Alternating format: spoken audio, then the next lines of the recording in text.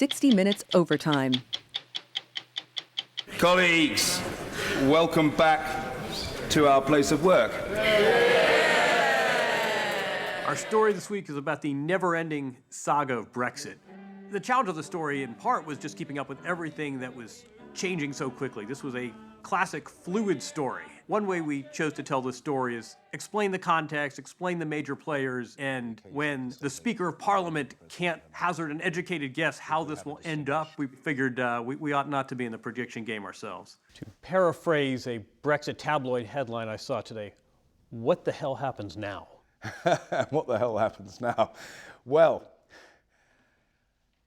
the truth of the matter is I don't know, and I think anybody who predicts with alacrity the outcome of the Brexit saga is either an extraordinarily sophisticated person or a rank fool.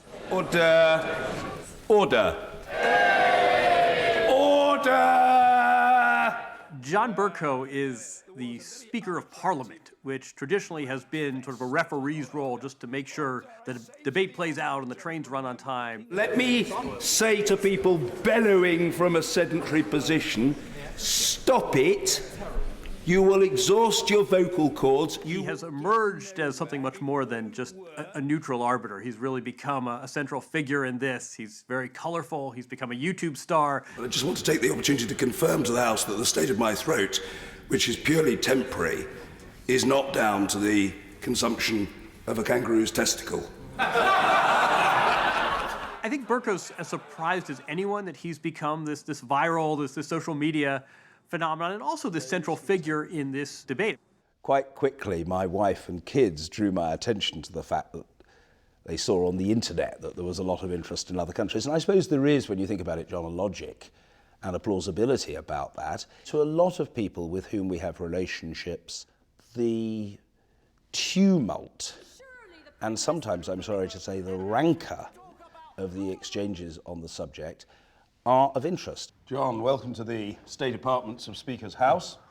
I emphasise the State Apartments, they're not mine, they're available for my use. Bercow's role as arbiter to make sure he presides over this orderly parliament really isn't consistent with being a figure himself and speaking to the media. It turns out that John Bercow and I share a fondness for tennis. We'd both written books about tennis, and it was funny, when we met, we sort of had this instant rapport over tennis. You're a tennis fan. Do you feel like a chair umpire?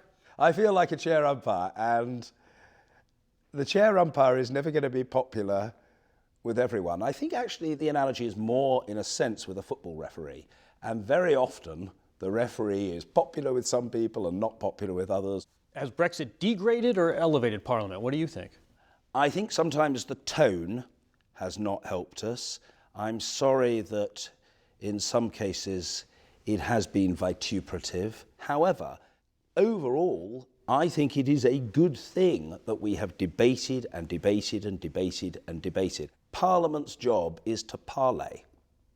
That is Parliament's job, to talk, to debate, to question, to interact, to scrutinise, to examine, to seek to amend policy, legislation, proposals, and so on.